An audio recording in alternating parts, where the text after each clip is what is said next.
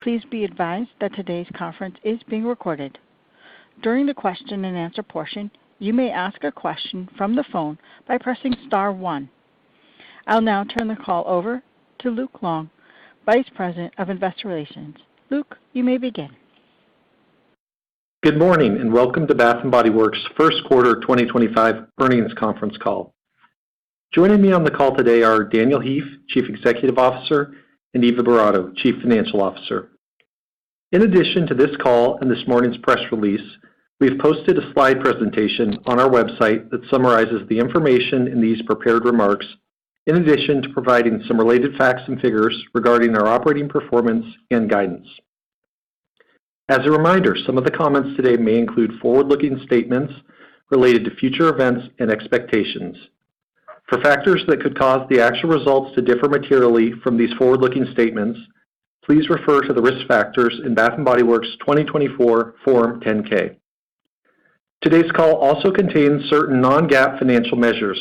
Please refer to this morning's press release and supplemental materials for important disclosures regarding such measures, including reconciliations to the most comparable GAAP financial measure. With that, I'll turn the call over to Daniel. Hello everyone, and thank you for joining us. I'm excited to be with you today for my first Bath & Body Works earnings call. I want to begin by thanking the board for their trust and confidence in me. I'd also like to thank Eva and the leadership team and the thousands of associates who have warmly welcomed me over the last few days. It is truly a privilege to lead a brand as beloved as Bath & Body Works, one that has an incredibly strong foundation and has a meaningful place in homes and in our customers' daily lives. With more than 50,000 dedicated associates working in our 1,900 vibrant North American stores, a vertically integrated, predominantly US-based supply chain, and a loyalty program with approximately 39 million members, we are well positioned for growth. But today's consumers are dynamic. We must meet them where they are, positioning ourselves as the leading global brand in home fragrance and beauty. With this backdrop, we see a clear opportunity to transform Bath & Body Works to accelerate our growth, deepen our customer connection, and continue evolving for the future.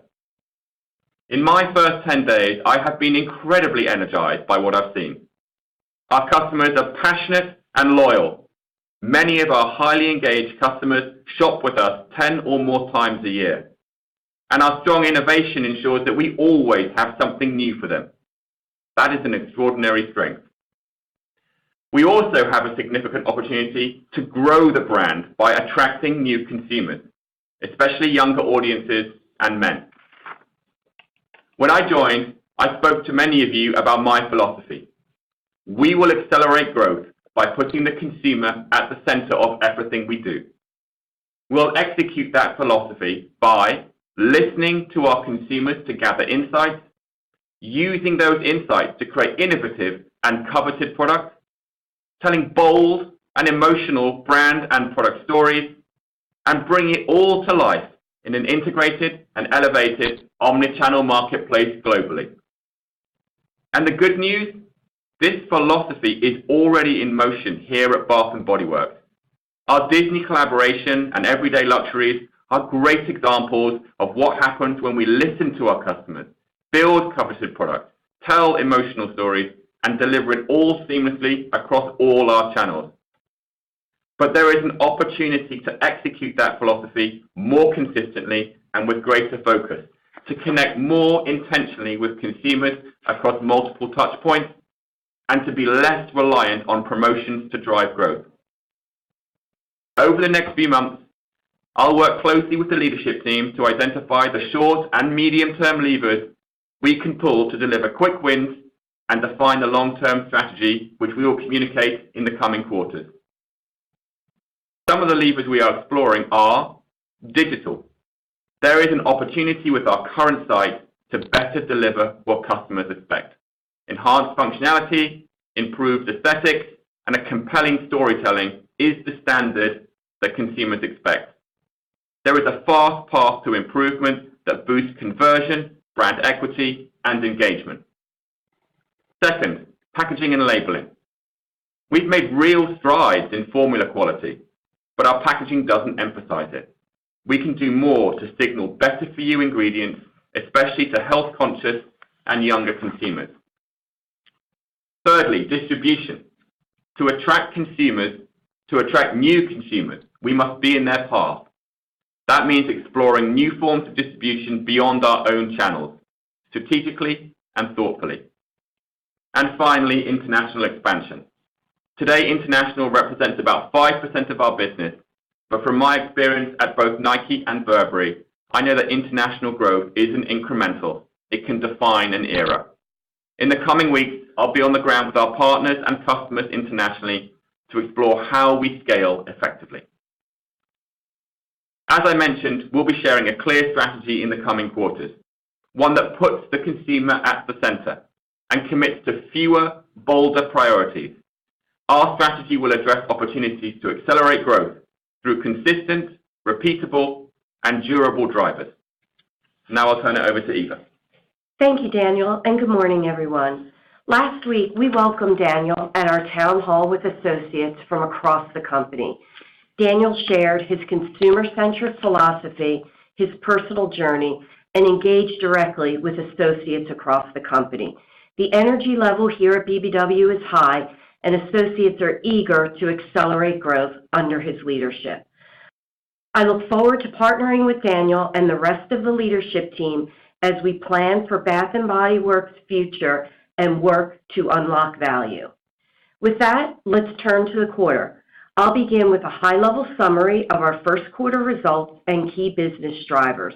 I'll then share more detail on our Q1 financial performance and provide an update on our Q2 and fiscal year 2025 guidance, building on the preliminary results we shared last Monday.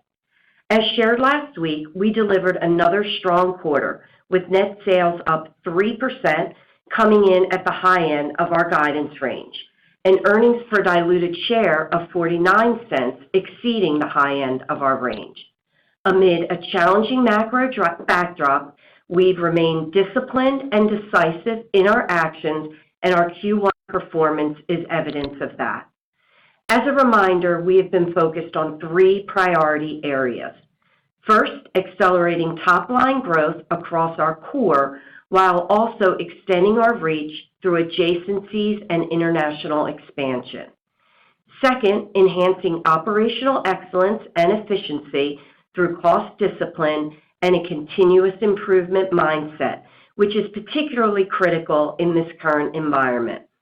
And third, consistently deploying our strong cash flow to invest in growth opportunities and return value to shareholders through dividends and share repurchases. Let's take a closer look at our top-line performance and key growth drivers in the quarter.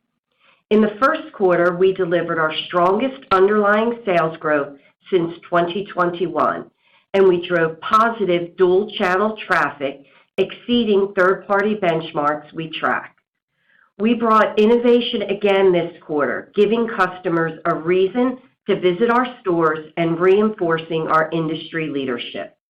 Customers have always trusted us for our high-quality products at accessible price points, and even in this environment, they continue to have a strong appetite for compelling newness. In Q1, consumer excitement around fragrance innovation drove growth across all three core categories. Our Disney collaboration was an undeniable success and exceeded our expectations. Customers lined up outside our stores to be the first to purchase one of our 6 Disney Princess fragrances. This was our largest collab to date, featuring 85 SKUs across categories. Consumers also actively engaged with us online, driving a record 1.8 billion impressions. Consumers also responded positively to our thoughtful gift assortments in the quarter, as they celebrated meaningful moments during Valentine's Day, Easter, and the start to Mother's Day, proving that gifting isn't just a Q4 driver. Moving to our performance across our key categories in the quarter. Body care grew low single digits, driven by success in our Disney Princess line, strength in everyday luxuries, and our single fragrance launch, Sweetest Song. We expanded our everyday luxuries line to body cream and body wash in the quarter, creating new fragrance layering opportunities for our customers. Home fragrance grew low single digits, driven by our single wick candles, wallflowers, and home sprays as consumers sought to diverse and elevate ways to infuse their spaces with fragrance. Soaps and sanitizers grew mid-single digits, driven by our convenient on-the-go assortment, including our 1-ounce sanitizer spray and pocket bags. Our innovation and collaboration pipeline is strong, and we're excited about the fragrance experiences we're bringing to customers this summer, including our cross-category coast-to-coast collection inspired by iconic coastal destinations. We've launched on-trend fragrances like Off the Vine, and we brought back our True Blue Spa collection due to strong demand from our customers. This is one of the most customer-requested collections. We're also relaunching some of our original fragrances with updated, efficacious formulas that are made without sulfates, parabens, phthalates, and artificial dyes. Beyond product innovation, we continue to improve our customer experience both in-store and online. We are building on the success of our brick-and-mortar strategy with the introduction of new in-store innovations. Our newer stores feature elevated design, a more open layout, interactive fragrance bars, and integrated technology, creating a more immersive, elevated, and seamless shopping experience which meets the expectations of today's consumer. Our talented store design team has cost-engineered the new stores to match the build cost of our traditional model, achieving similar payback periods and driving higher sales. Our loyalty program is performing well and driving increased spend, trip frequency, cross-channel purchases, and retention. In Q1, we had approximately 39 million active loyalty customers, up 4% compared to the prior year. We are now in the third year following the full U.S. rollout of the loyalty program, and we continue to make enhancements to elevate the customer's experience. Most recently, we increased our loyalty reward redemption options, giving members greater access to our most loved body care business, which we expect will drive higher engagement and redemption. With our large loyalty base in place, the greatest opportunity now lies in deepening engagement and increasing value from existing members. Increasing reward redemption drives higher trip frequency, stronger sales, and deeper brand engagement. We see an opportunity to grow sales with our most loyal customers while also increasing loyalty among more casual shoppers. Finally, we extended our reach this quarter through adjacent category growth. Our adjacent categories, men's, lip, hair, and laundry, continue to represent approximately 10% of total sales. Our men's category, which is included in body care, remains a compelling avenue to expand our customer base, and we are also hyper-focused on increasing awareness. To increase visibility and engagement for our men's assortment, we're elevating Father's Day this year with an enhanced marketing strategy, store positioning, and an expanded product lineup, including a new men's single fragrance launch and an exclusive purchase with purchase set. This builds on insights from the 2024 holiday season, where we saw strong results from our first men's purchase with purchase offer. International expansion remains an important pillar of our long-term strategy, as Daniel mentioned earlier, with significant opportunity for long-term growth. International retail sales grew approximately 10% this quarter. Turning to margins, we remain steadfast in our disciplined approach to cost management, leveraging a continuous improvement mindset and operational efficiencies to drive sustained financial strength. Our predominantly U.S.-based supply chain is a source of competitive advantage, allowing us to respond quickly and remain agile as the landscape evolves. While our exposure in China is limited to approximately 10% of global spend, we are taking proactive measures to mitigate global trade policy shifts and offset our tariff exposure over time. Now I will transition to details on our financial performance and guidance. We delivered net sales of $1.4 billion, up 2.9% to the prior year, at the high end of our guidance range. Again, our strongest underlying sales performance since 2021, fueled by our Disney collaboration. In U.S. and Canadian stores, net sales totaled $1.1 billion, an increase of 4.3% versus the prior year. Direct net sales were $250 million, a decrease of 4.3% compared to last year. However, when adjusted for buy online pickup in store, which is reported as store sales, direct outperformed stores. BOPUS demand increased by 29% in the quarter versus last year and represented approximately 30% of total digital demand. International, which represents approximately 5% of total net sales, generated $64 million of net sales in the first quarter, an increase of 10.1% versus the prior year, due to timing of shipped sales, and was in line with expectations. Our first quarter gross profit rate of 45.4% exceeded expectations and increased 160 basis points compared to the prior year. Gross profit rate expansion versus the prior year was driven by a 100 basis point improvement in merchandise margin, primarily driven by low single-digit mix-adjusted AUR increases. We also drove favorable buying and occupancy leverage due to net sales growth this quarter, as B&O expenses were flat. SG&A as a percentage of net sales was 30.7%, slightly higher than our expectations, primarily driven by incremental investments in marketing and store associate training. First quarter operating income was $209 million, 14.7% of net sales, an improvement of 120 basis points versus prior year. With respect to inventory, we ended the first quarter with total inventory up 7% to prior year. This was slightly above our initial plan due to tariffs on purchases, as well as strategic pull forwards to help mitigate tariff impacts. However, our underlying inventory levels remain healthy.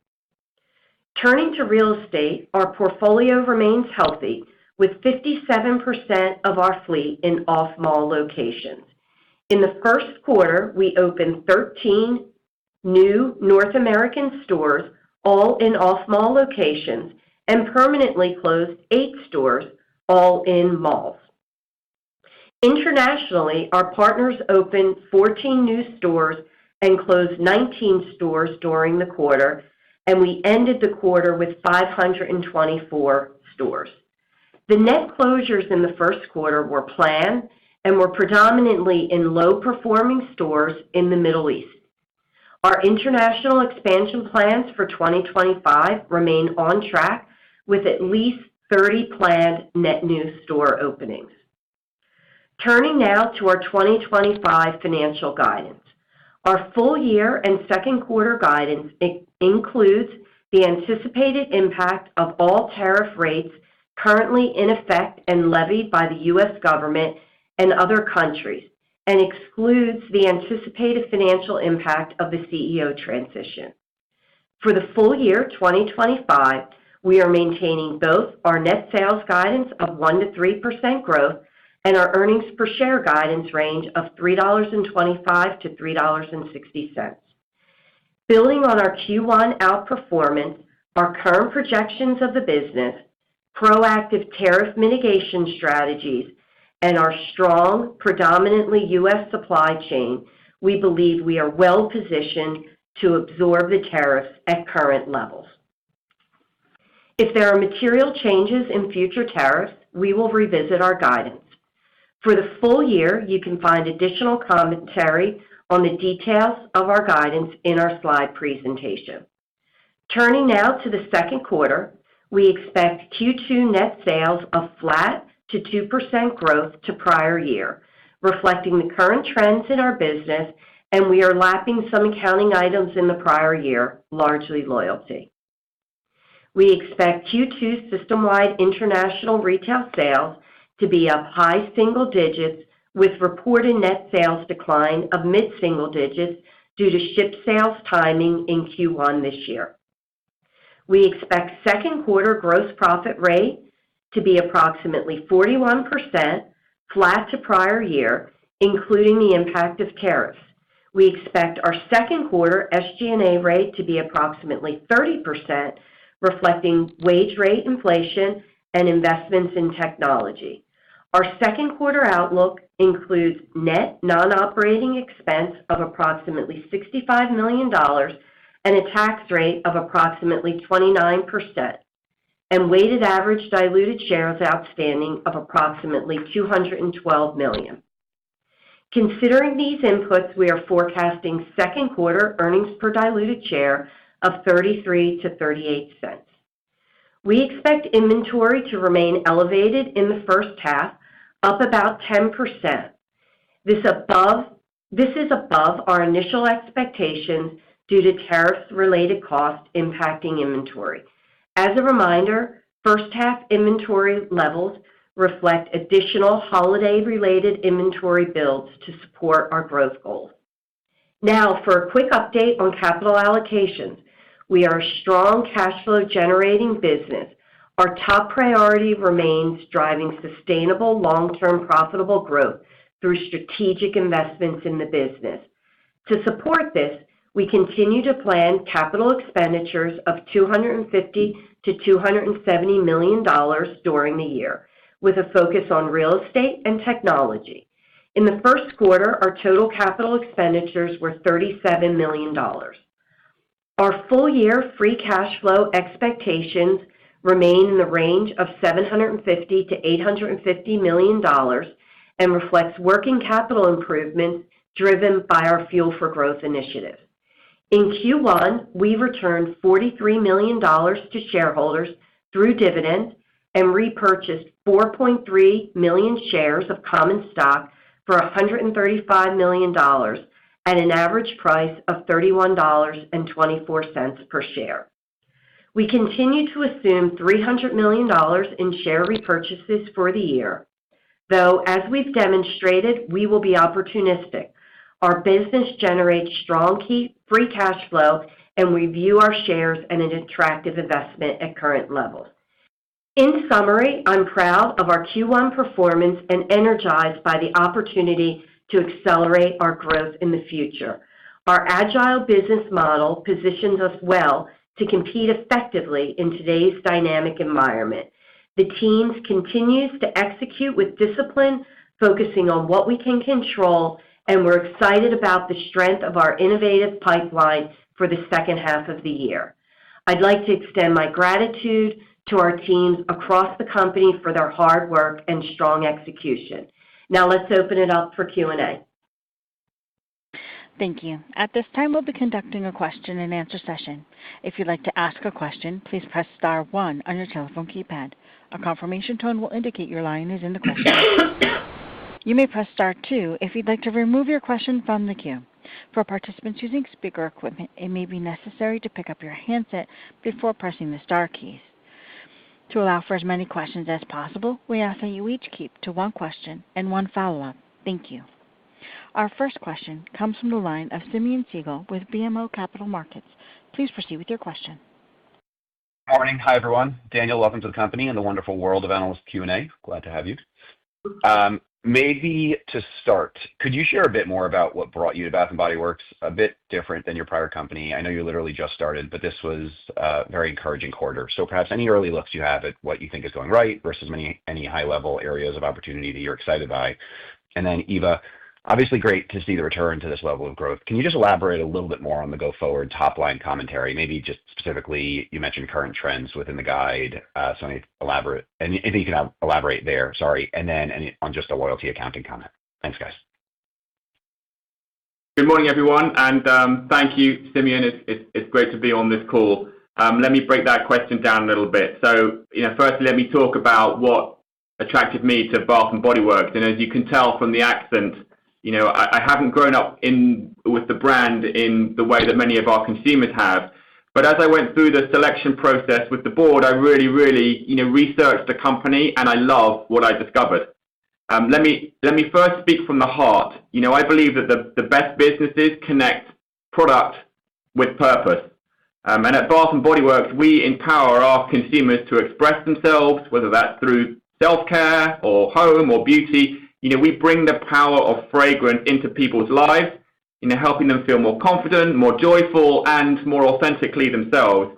That's a meaningful mission, and it's one I'm really, really proud to be a part of. And then the emotional connection is matched by the strength of our business. This is what I found when I really dug into the company.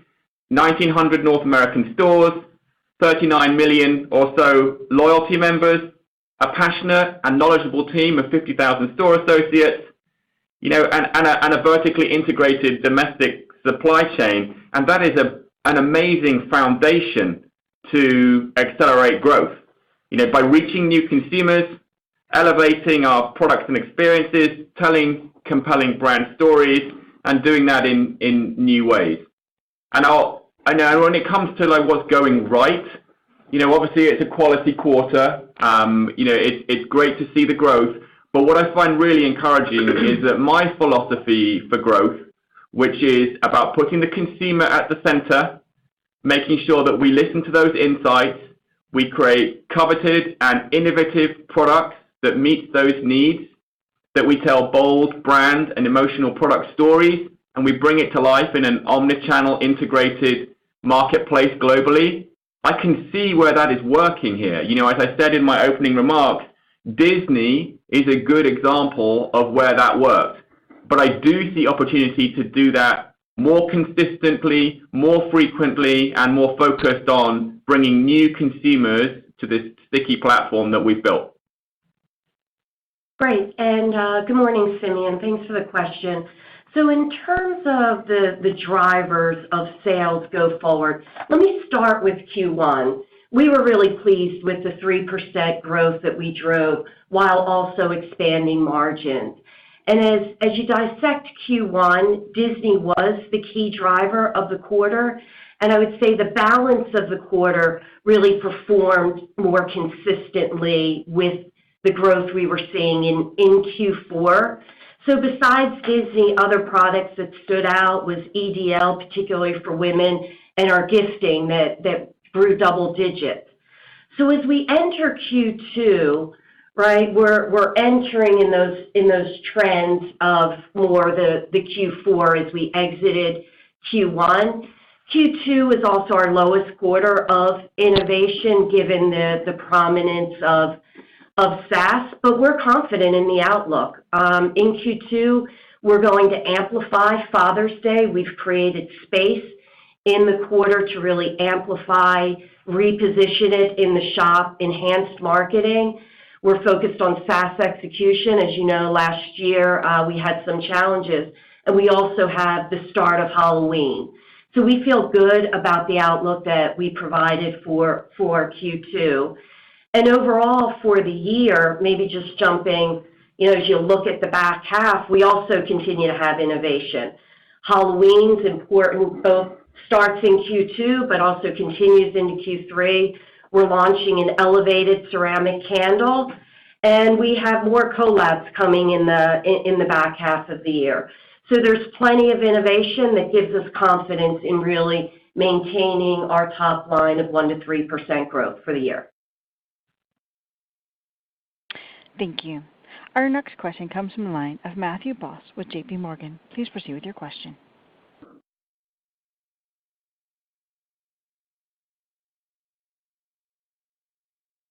Mr. Boss, your line is live. Great, thanks, and welcome, Daniel. So maybe, Daniel, with your clear focus on accelerating growth, could you walk through the building blocks of opportunity relative to the company's recent return to low single-digit growth? Maybe just areas you see for market share opportunity and any investments that you see required to accomplish your plan. Hi, Matt, and thanks for the question. I'm going to start with the caveat that it's still early days. I'm 10 days in, and my focus right now is continuing to listen and learn. And, frankly, I don't know what I don't know yet. I'm listening to the leadership team, listening to our employees, our store associates, of course, listening to our consumers and you, our investors.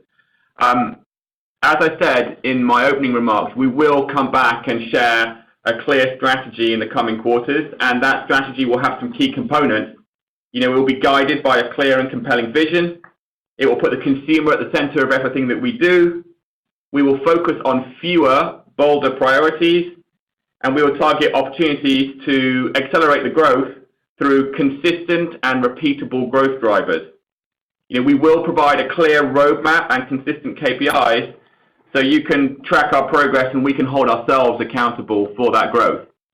In my opening remarks, I mentioned a few things that we're getting underway now. We're not sitting around and waiting to pen a strategy and then start work. There are clear opportunities as far as I see them in the short and medium term: our digital refresh, packaging and labeling, alternative distribution, and international. So I think that's all I'm going to say really about our strategy at this point. And then to your second point on financials, and investments required to accomplish the plan, I'm super aware that successful consumer goods companies need to grow the top and the bottom line, simultaneously. It's not an either or. And as I said, we're going to be doing fewer things. So edit to amplify is important. Less breadth, more depth, fewer priorities. And so I'm not, asking for more investment. I'm making sure that the investment that we have today is aimed at the greatest opportunities to drive growth. And if I could just add, Daniel, good morning, Matt. We're always looking for efficiencies to offset new investment areas. I think we've done that over the last couple of years with our Fuel for Growth program, and we're diligent about that. And just to give you an example, during Q1, we exited one of our third-party fulfillment centers. We expect this can drive two improvements. One, improved cost that's reflected in the outlook we provided today, as well as improved customer satisfaction. So we're going to consistently mine for those areas to help offset investments. Great color. Best of luck. Thank you. Our next question comes from Lorraine Hutchinson with Bank of America. Please proceed with your question. Thank you. Good morning. Daniel, it sounds like one of the first things you can impact is marketing. Can you talk about plans there? And then over the longer term, I was just curious to hear about any early work you've done on the potential to accelerate growth globally, and also what those new forms of distribution beyond your own channels might look like. Thank you. Hi, and thanks for the question. Look, when it comes to adjusting marketing, I do think that the business has made progress in marketing. As we mentioned, traffic is up and exceeded benchmarks in the first quarter, but I do believe that there is much, much more we can do to connect emotionally with our consumers, and we can do that online and offline, and that's part of the work that I mentioned in terms of the digital refresh that's getting underway now. And I also believe our marketing has to be less about price and promotions.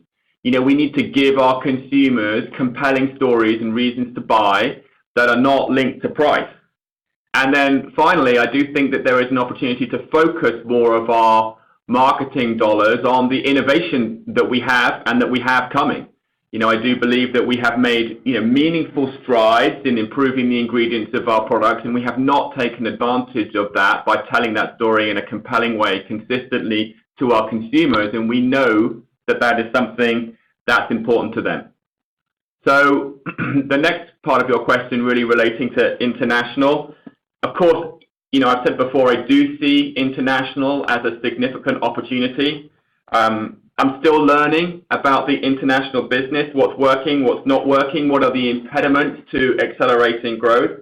And I'm going to spend some time this summer on the ground with our international partners, with our international consumers, really getting under the hood. But I'm pretty sure that our strategy will pick priority markets, the areas where we believe that there are the largest opportunities to accelerate growth, and we must match that opportunity with the right business model. So more to come in that way, but it is something that I'm going to be spending a lot of time on in the coming months.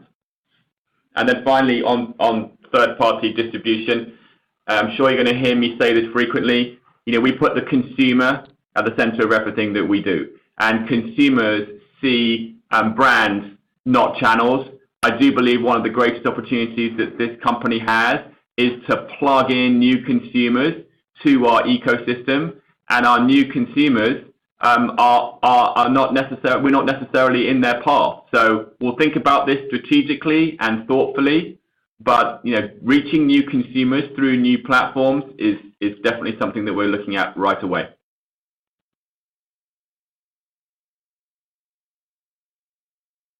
Thank Next you. question. Our next question comes from the line of Alex Straton with Morgan Stanley. Please proceed with your question. Great, thank you. Maybe for Eva first, both home fragrance and body care grew low single digits in the first quarter and kind of hovered in that range for a few quarters.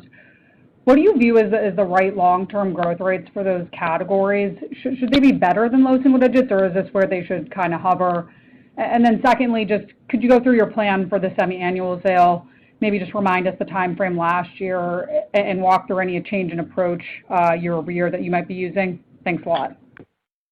Sure. Good morning, Alex. Thanks. I'll take your second question first around the semi-annual sale. As I said previously, last year, we all know it didn't perform to our expectations. So we've taken some core learnings to drive stronger performance this year. First, we're going to start semi-annual sale a couple weeks later than prior year. And really, this is to do two things. One, to give us space to amplify Father's Day and elevate men's, that critically important adjacency, as well as our timing will be more consistent with the general market and when summer sales occur. Second, we're amplifying our marketing to ensure customers know of the change in timing and also about the exciting products that we'll have to offer. And importantly, we believe we have a great product offering that consumers are going to love. Overall, there's not really any material changes to the duration. It's going to be a couple of days shorter, but overall the duration generally consistent. As you look at the core categories, body care and home have been great categories. You see the market growing. You see fragrance growing. So we would expect, particularly body care, you would get more than low single-digit growth over time, growing with the market. On the home, as you know, the candle market has been pressured. We haven't seen the candle market return to growth yet. We did this quarter increase our market share modestly in our strategies, but overall we're pleased in this market where there is pressure on candles. We're overall growing home fragrance. But we're going to look for ways to innovate to continue to drive growth there. And while gifting is small, right, that is an area that grew really nicely. It was up double digits this quarter and just reinforces that we can be a gifting destination no matter what time of the year it is. Customers will come to us, whether it's Valentine's Day, Easter, Mother's Day. and hopefully Father's Day. Thank you. Our next question comes from the line of Ike Boruchow with Wells Fargo. Please proceed with your question. Hey, good morning. Eva, two questions for you, if that's okay. Just curious, would you have raised guidance excluding tariffs when you looked at the full year view that you're issuing? And then I guess just simply just kind of what gives you the confidence in the back half for 1% to 3% revenue growth? Obviously, the compares are a little bit tougher, so I'm just kind of curious where the confidence comes from there. Thank you. Yeah, Ike, thanks for the question and good morning.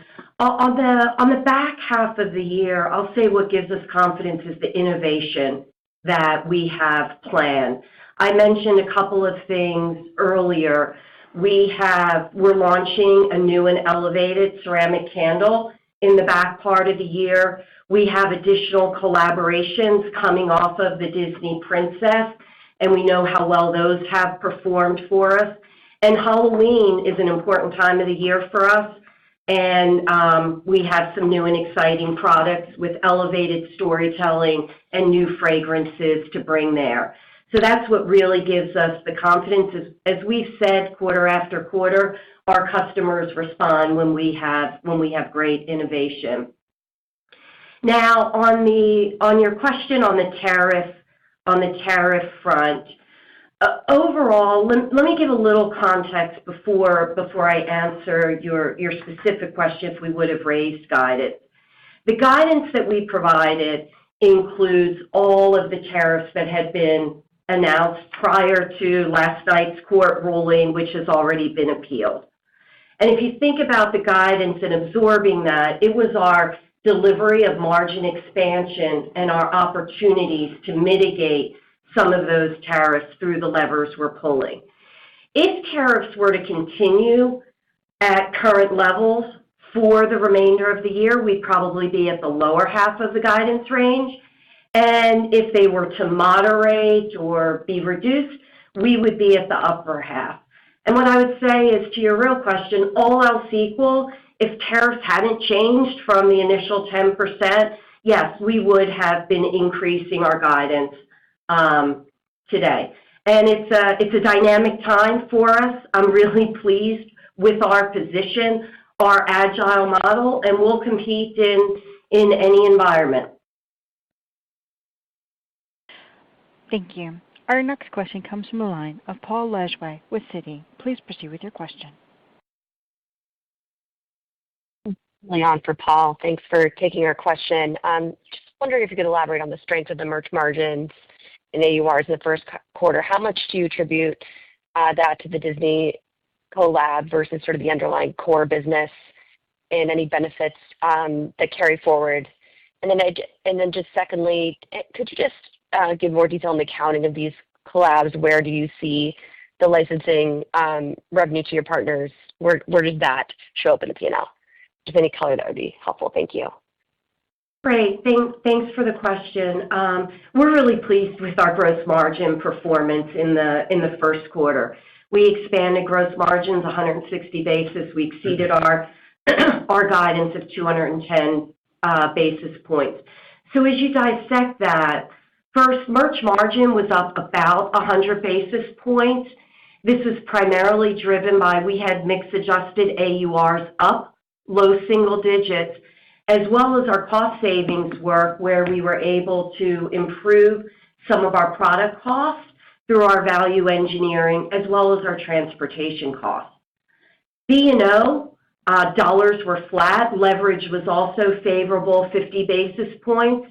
And I'd say there were a couple of things driving that. First, as I mentioned previously, we exited from a fulfillment center that's driving improvements that will, of course, continue for the remainder of the year. We also had some lower store asset depreciation expense as we evaluated our useful lives. So as you look at that performance, there are those opportunities that enabled us to really be able to offset the tariffs and hold our guidance for the remainder of the year. And the royalty payment hits merch margin. Thank you. Our next question comes from the line of Mark Altschwager with Baird. Please proceed with your question. Good morning. This is Amy Teskey on the line for Mark. Thank you for taking our question. The strong performance on the Disney collaboration is exciting. Could you provide any commentary about the potential size of the opportunities you have in the pipeline on the collaboration side compared to Disney, and how we should think about the pace and timing of those collaborations through the rest of the year and in the second half? Thank you. Yeah, thanks for the question. I think the timing, as I referenced, will be in the back half of the year. We'll have more to say in due time. Listen, each of the collabs are different sizes. The Disney Princesses was our most expansive with six princesses over 82 SKUs. In the back half of the year, we have more than one collab planned, and what I would say, they're meaningful enough that they're going to be a contributor to our back half growth and our full year up 1 to 3%.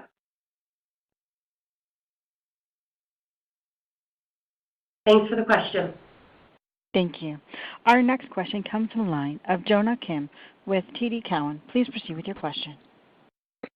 Thank you for taking my question. Curious about your pricing strategy. I would imagine some competitors are taking pricing due to tariff. What is your take on pricing throughout the year? And then also any early learnings from the Disney partnerships? Were you able to bring in new customers, and what are some strategies you're trying to retain those customers that come through the partnership? Thank you very much. Yeah, so overall, as you look at our tariff mitigation strategies, right? AUR was a lever, and we're going to stay flexible. We're going to ensure that we're meeting the customer where their mindset is. The customer continues to be value-seeking. We're pleased in the first quarter that our AURs, mix adjusted, were up low single digits, and it just speaks to the ability of our agile model to respond to customers. Great, and then I'll just follow up with the second part of that question around new consumers. So, I think we should be pleased with the results that we got from Disney. We should be pleased at that philosophy around growth model, that when we bring the right products, when we've listened to consumers, bring the right products, tell emotive brand stories, we definitely drive traffic to the brand. But, at the same time, I'd say we do see trends in the sector with younger people, and we know that that's a big part of our opportunity to accelerate growth.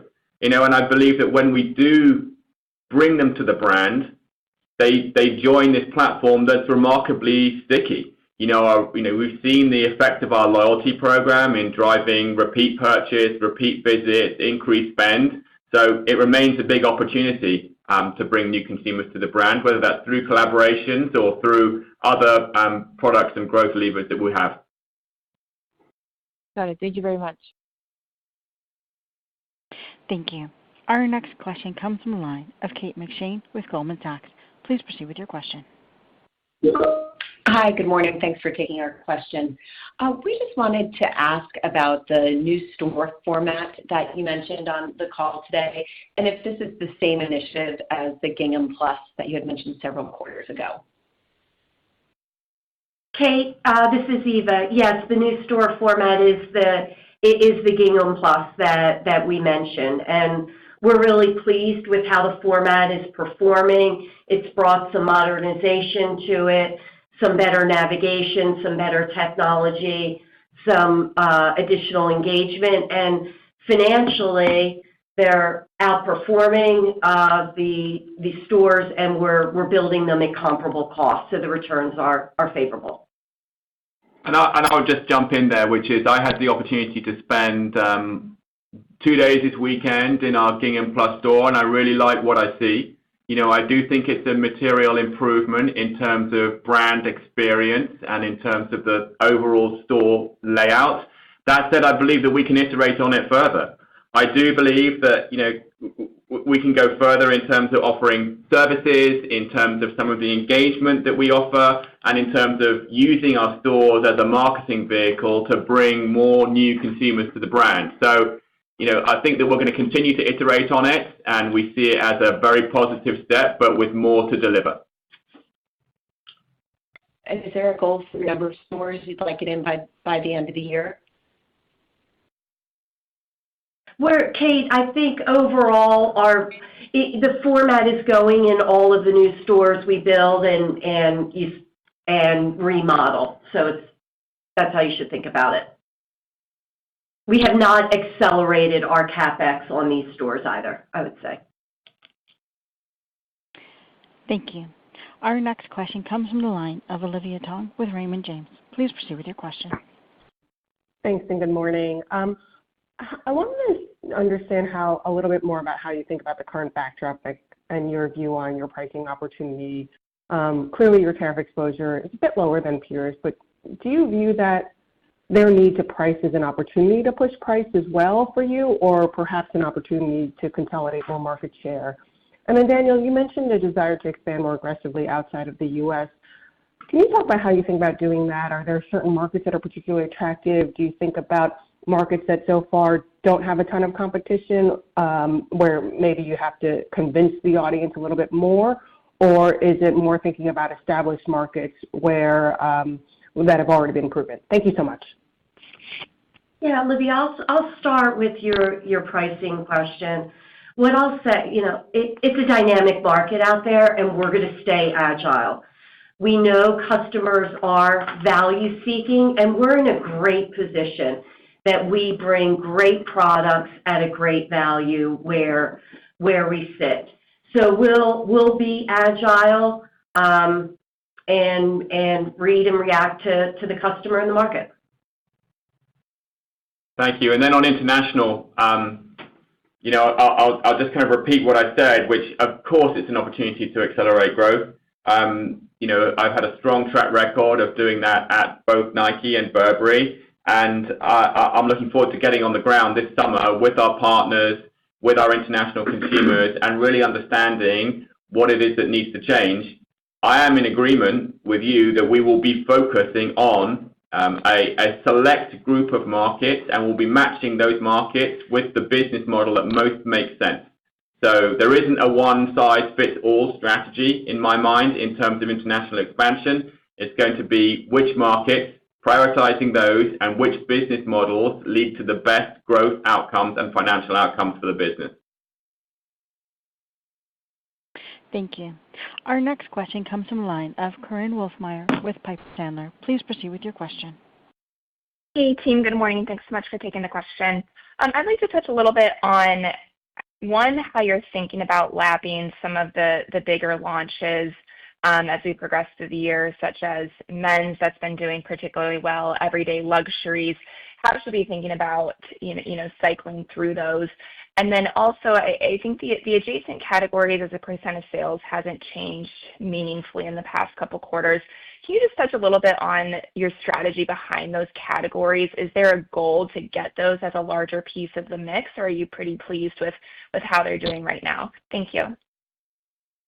Yeah, I'll start, Corinne, and maybe Daniel will have something to jump in. So first on the launches such as men's, everyday luxury, we see those as foundational to build upon those versus thinking about them as we have to lap. Everyday luxuries was in the full fleet by the end of the second quarter of last year. So for women's, it's continued to perform well. We've brought new fragrances. We introduced body cream, and customers really responded favorably. On the adjacencies, they did grow faster than our overall growth, so their rate of growth is greater. I would say, given the predominance of Disney and the impact in first quarter, you don't see it as a percent of total with the 10% being consistent. But we're pleased with where we're positioned and look forward to continuing to drive growth. Thanks, Eva. Let me just jump in and say what my observations around adjacencies are. I do think that the business should feel proud about the business that they've built in the adjacencies. They are segments we've entered with large addressable markets, and as Eva said, it's growing above shop. But I'll come back to something I mentioned earlier, which is I do believe we're going to need to focus. Edit to amplify, fewer bigger things, and less breadth, more depth. And I think that when we do that, we're going to put more marketing heft behind fewer priorities, and it also tells our consumer what's most important. So, of course, we want to make sure that we continue to build the basket of existing consumers through the adjacencies that we have, but really the focus is on the adjacencies, building new consumers and bringing new consumers to the brand. Great. Thank you. Next question, please. Our next question comes from the line of Ashley Helgans with Jefferies. Please proceed with your question. Hi, this is Sydney on for Ashley. Thanks for taking our question. Wondering if you can share any underlying assumptions you have for the fragrance category, and then just curious how you think about the long-term mix of online versus in-store with kind of the extra digital initiatives. Thanks. Yes, you want to start with the online and Sure. in-store? Hi. I'll kind of go back to my growth philosophy here. The most important thing that we do is listen to the consumer, and the most important thing that we do is meet the consumer where they are. So we're not setting a target that is for our digital business, but we do expect our digital business to be in line or slightly above market penetration, and we have got an opportunity to grow that. We know that is where the overall segment is growing, so we do expect to see accelerated growth in that area. But we won't do something that forces the consumer into a channel mix that's not right for them. Yeah, and on your fragrance category, as we all know, fragrance is on trend and growing nicely. And as we look at our business as the category leader in each of our businesses, right, we're going to always look to grow with the market and grow share. And we're excited about the newness that we're bringing, and we'll look to continue to drive momentum with that newness. Thank you. Our next question comes from the line of Adrienne Yih with Barclays. Please proceed with your question. Good morning. This is Angus on for Adrienne. So maybe for Eva first, you noted positive dual channel traffic and maintained market share. Can you elaborate on what drove the traffic outperformance and whether you see this trend sustaining into Q2, and what is incorporated into full year guidance regarding market share? And then a quick one for Daniel. Obviously, this company generates strong free cash flow, and the $300 million in buybacks were reaffirmed. How are you approaching capital allocation under your leadership, particularly the trade-offs between returning capital and funding new growth initiatives? Thank you. Yeah, thanks for the question. Overall, in Q1, as we said earlier, we drove positive traffic, dual channel in both of our in stores and online, and we outperformed the benchmarks that we track. As we look at the trends, they're embedded. They're embedded in the Q2 guidance that we provided today. We don't guide to market share, but what I will tell you is we strive to look to gain market share, grow with the market, gain share. Thanks, Eva. So on capital allocation, I would say 10 days in, it's probably too early to be signaling what we're doing in terms of capital allocation or changes to capital allocation.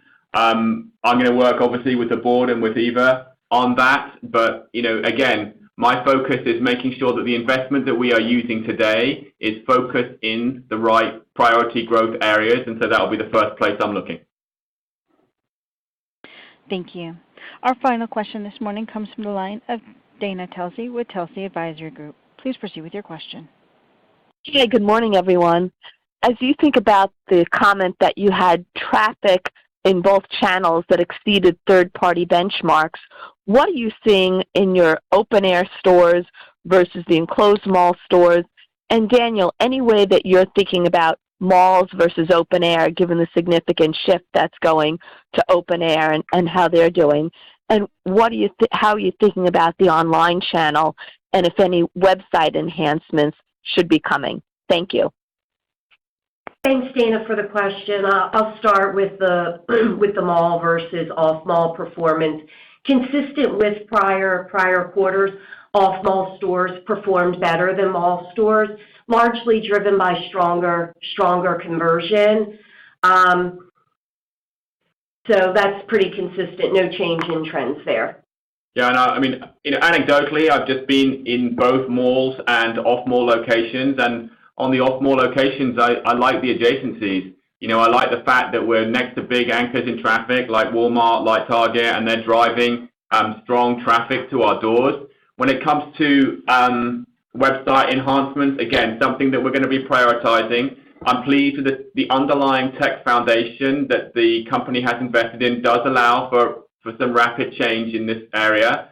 We'll be bringing some, I would call feature enhancements in August to the app, but really looking to try to bring a much bigger aesthetic change to our digital platforms in the coming couple of quarters. That is something the team is prioritizing and something that we are going to be getting after straight away. And I do think that as well as allowing our consumers to connect more emotionally to the brand, to telling better product stories, it will drive conversion and growth. It is both. It is head and heart. It is content and commerce. Great. We want to thank everyone for joining today's call. A replay will be available for 90 days on our website. Thank you for your interest in Bath & Body Works. Thank you. This concludes today's conference call. You may disconnect your lines at this time. Thank you for your participation.